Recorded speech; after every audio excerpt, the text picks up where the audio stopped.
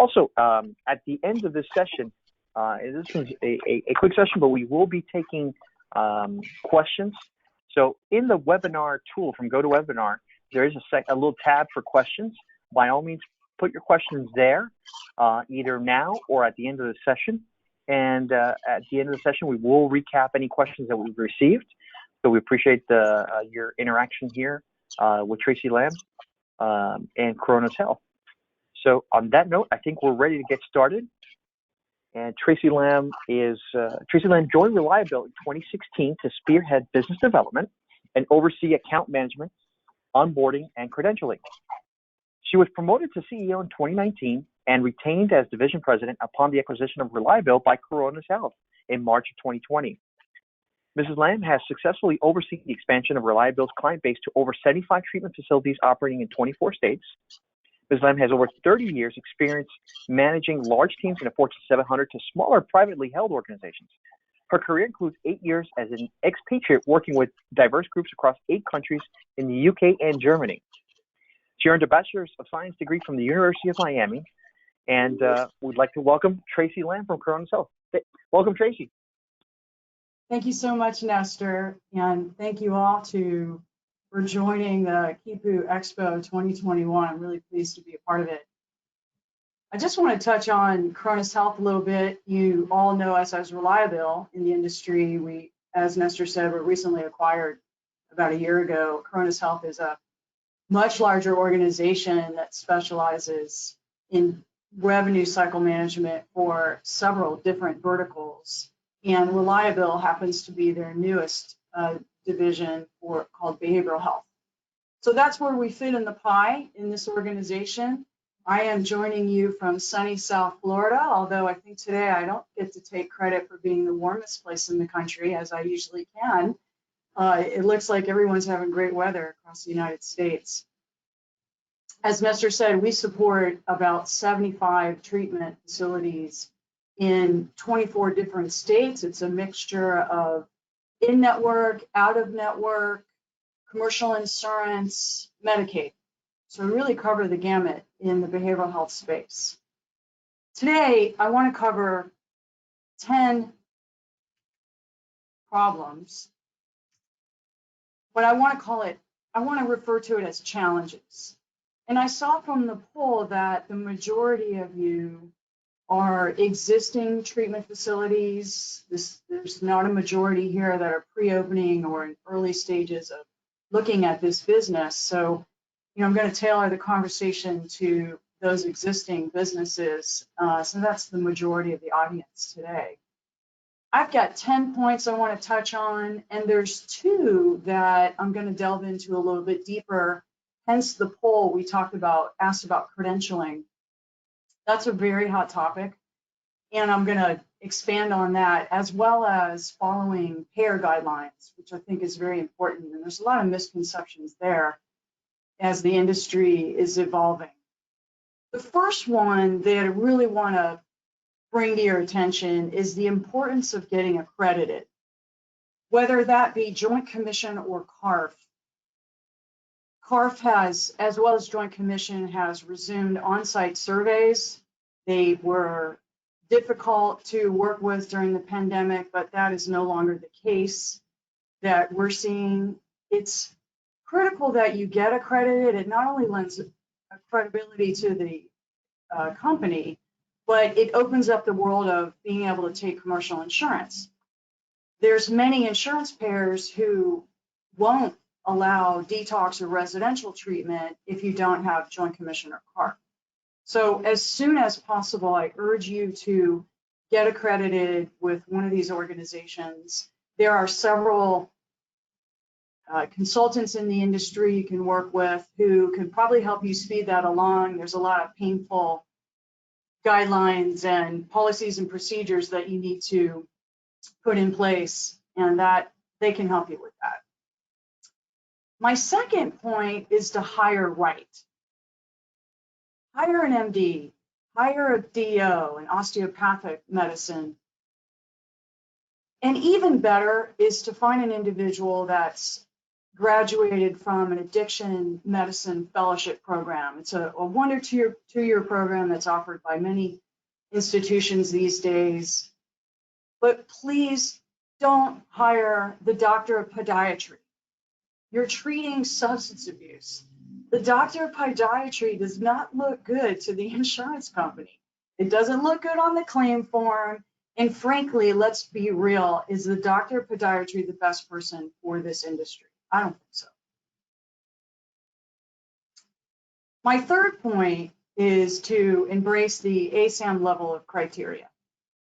Now, this is criteria that's put forth by the American Society of Addiction Medicine.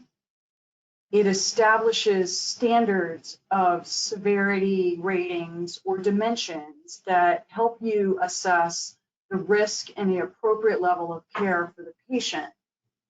More and more insurance companies are embracing this level or these guidelines that are put forth.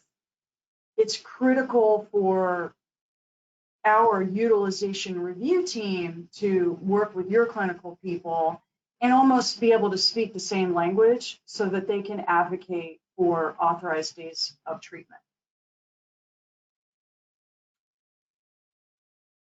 The fourth is quality of documentation. And actually, I have another point. I'm looking at my notes that I just wanted to touch on with the Asam level of criteria.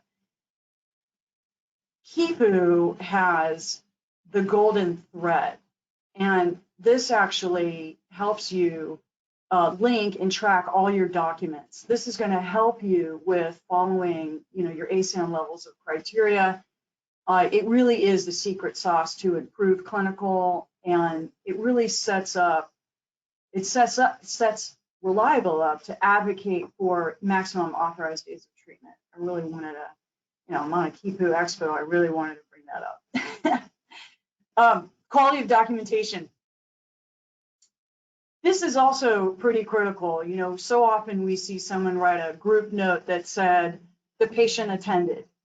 Well, yeah, that's great. But, I really need to know, I need you to paint the picture for me. I need you to tell me, were they engaged in conversation? Did they have eye contact? Were they fidgety? Were they communicative? Paint the picture for me. I need the clinical folks to do a really good job of describing the patient in all treatment that they're getting from all levels of care. This helps us advocate. I also need charts signed off. I need you to show me that in your documentation you've performed 5 or 6 hours of partial hospitalization, which is what the insurance companies are requiring. So if you're not closing out on the charts, if you're not signing off on the documentation, it's not going to pull through for me on the census, and I'm not going to bill it because it's just not good enough to send out to the insurance company. A great tool that Kipu has is their chart tracker. This is a report you can run daily, weekly, and it's going to show you all the charts that are open. It's going to show you all the charts that aren't signed. And if you're have a good process of running this report, making sure your documentation is signed off, this is critical for us should we ever have to pull medical records in the future, which we often do. And since the documents are time and date stamped, it doesn't look good to sign off on a document a month later. So this chart tracker report, which is a built-in function in Kipu, helps you keep on top of that. So that's a critical piece to remember. Credentialing. I saw that, in the poll this morning, 59% of you have had a credentialing problem. And it's really a critical first step. For those of you who are looking to get into this business or you're very pre-opening stage, credentialing with all the payers, and I'm going to touch on this a little more detail later, is such a critical step to get that accurate. And I have had situations more often than not where an existing in-house facility moves to outsourced third party, or they just move from one third party to myself. And every time we find credentialing mistakes, and half the time it's the reason why you're having a problem getting paid. It's that critical of a component. My sixth point is to follow payer guidelines. And my best example of this is probably in the state of California, where the state may not require an outpatient license for IOP, but the payers do. It's difficult to get credentialed with Anthem or Blue Shield of California if you don't have a certification for intensive outpatient. So we often come across, well, I don't need a license. But yeah, you may not need a license in the state, but the insurance companies want you to get licensed or to get certified. We also see that, I'm going to touch on that a little bit later. I have some other examples of where the payers are behaving differently than what the state is requiring. Another important component in behavioral health, particularly in our wild, wild west out of network environment, is to understand how to read a verification of benefits document.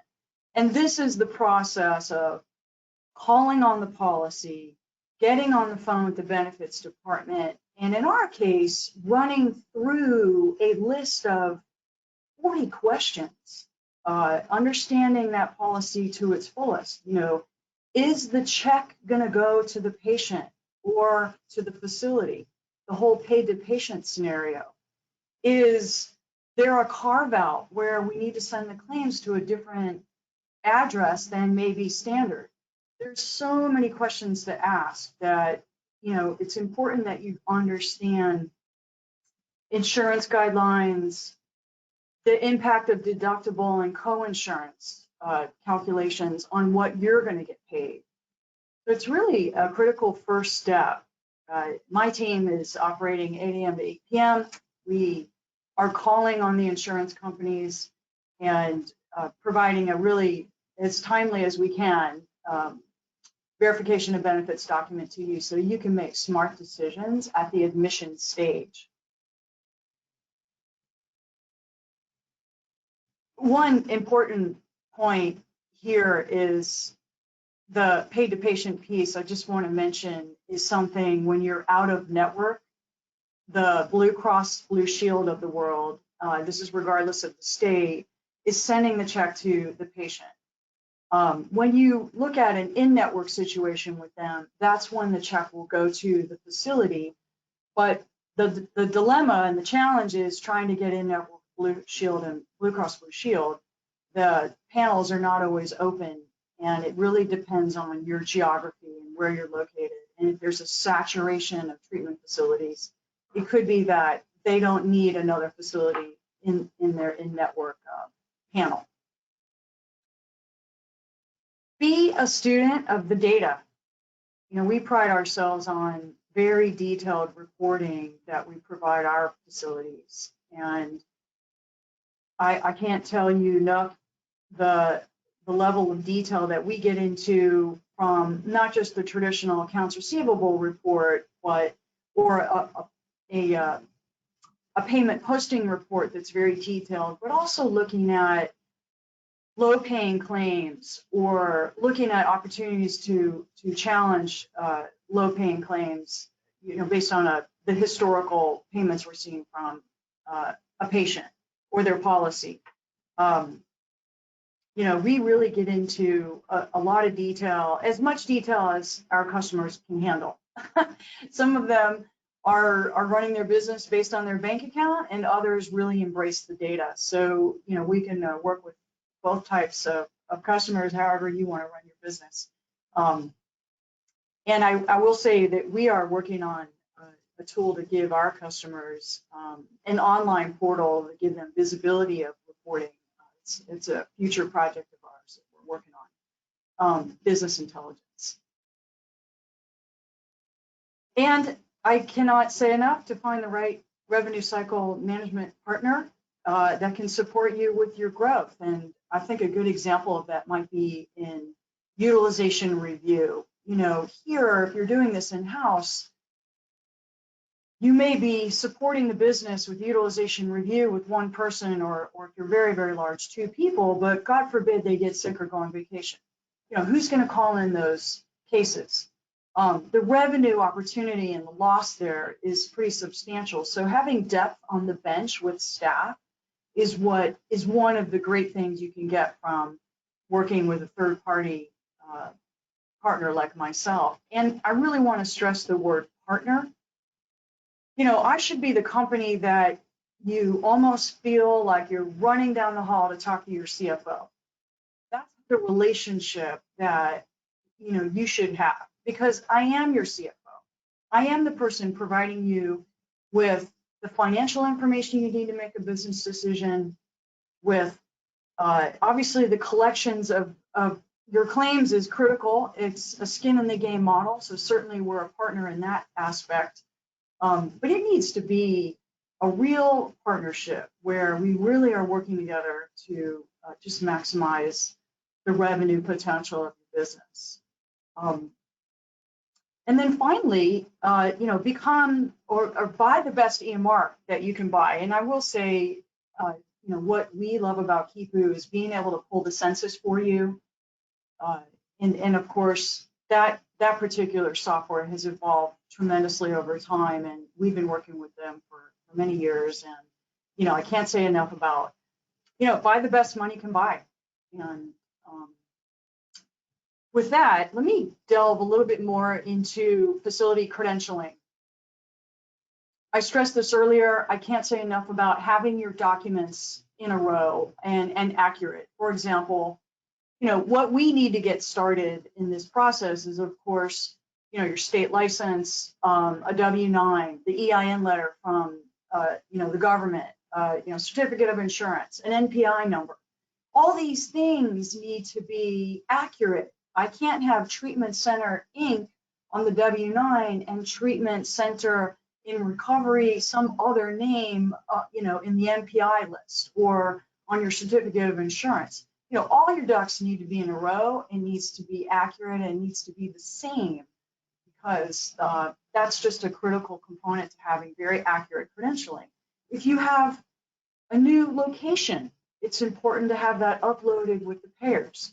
If you change your doctor, it's important to have that uploaded with the payers. It's got to be clean, and that also includes NEPIS, which is the place you go to get an NPI number. You know, the phone numbers in there need to be accurate because they're going to call and check on you. The taxonomy that you refer to for your business needs to be accurate, and you may need to add, in some cases, a secondary taxonomy that also, you know, mentions mental health, for example. It could be substance abuse as a primary and mental health as a taxonomy as a secondary. And then once you get accredited, which is a first step for a pre-opening business out of network, you know, we can then look at in-network opportunities. And this has become more and more of our business. I have most facilities doing a mixture where they're a little bit out of network and they've got 1 or 2 payers that they're in network with. We always stress to the pre-opening group on the call that let's see how much you're getting paid out of network before you jump right into being in network, because it is going to be 1/3 of what you're getting paid out of network. It is a guaranteed payment, but it's much, much lower. So you need to consider that when you're looking at an in-network situation. I'm sure I'm going to get questions on this one in my Q&A session coming up. And finally, payer guidelines. The state guidelines sometimes differ from what the payer guidelines are. And payer guidelines, I'm meaning the commercial insurance world. I mentioned the outpatient situation in California where, you know, it's ideal that you get a certification for outpatient to be credentialed with the payers. The same is true in California for a special mental health services license. If you're going to be co-occurring treatment, you want to have both. The same would be true in Florida, where the Agency for Healthcare Administration in Florida, the ACA license, is required if you're going to be treating mental health. Some people forget about the CLIA waiver. You're going to do point of care testing. It's important to get a CLIA waiver. And then finally, telehealth was the world of telehealth, and the pandemic was really blown apart and opened up for us, which was a beautiful thing in that environment. But it's starting to, permissions are starting to end. It's starting to tighten up again, where it's only an opportunity if you're in network. Unfortunately, we were hoping to see it continue for longer, but we're starting to see those permissions end. And that's a shame, because the pandemic has not gone away, and people, still feel uncomfortable coming in for treatment in person. Just as we all in this work environment have embraced working from home, I think, outpatient treatment in the comfort of your home is probably the wave of the future. So we're hoping to see that change, but at the moment it's going the other direction. And then just a point on documentation, if it's not in writing, it didn't happen. So we really push to make sure that your clinical is documented, make sure that it's accurate, and that it is truly painting the picture of what's happening with that patient. Because medical records are so often requested, and this is going to be submitted to the insurance company, and it is the first thing that is going to trigger an audit if it's not in good standing and accurate. So I am going to now open up to Q&A session, and I see I have my glasses on. Is there any questions out there? Yeah, so one of the questions we got, Tracy, is wouldn't it be best practice for the patient to be in network so they have a lower cost for treatment? Yes, that's true. They're not being balance billed when they're in network, of course, and probably have a much lower deductible to pay and so forth. I think you need to look at it. Yes, it's lovely for the patient, but let's get real. This is a business, and you need to pay your bills, and you need to pay your people, and we want to have. You need to have a balance, I think. That's why a lot of companies do a mixture. You've got the benefit of great payments out of network, but then you've got the beauty of in-network opportunities. And I think the best one to get in network if you can is Blue Cross Blue Shield, so that you can eliminate that paid-to-patient scenario where the check is going to the family, to the subscriber, or to the patient. The check goes to the facility in that scenario. Excellent. Got another question came through. So what is your solution for collecting on the balance bill patient responsibility? Families simply don't have it. Yeah, that is a real sensitive topic, isn't it? When you balance bill a family, and it's a lot of money that they're seeing. The difference between what your charge rate was and what you got paid can be pretty substantial. It's best practice to send a patient statement. I think the recommended number is 3 times, and we offer that service. But I think what is best to do there is try to collect as much up front, so that you're collecting a deductible, a copay, just like you go to the doctor and collect a copay. Try to eliminate the shock of that by collecting some money up front. That would be my suggestion. Tracy, and guys, we definitely appreciate everyone who's participating and asking questions. We've had a kind of tight timeline here. We've got another session here in about 5 minutes, but I'd be remiss if I didn't thank Tracy for a great presentation. We will be making this presentation available to everybody, and we'll probably put it on YouTube as well, so we definitely appreciate that. And a couple of last-minute questions coming through, so I'm going to try to hit them quickly. Hi, Tracy. So very impressed with your knowledge and delivery. Best regards. Can we skip sending statements if we have hardship paperwork? I think you can. I think if you have hardship paperwork, and I know that those forms exist in Kipu, Yeah, you don't need to send a statement. All right.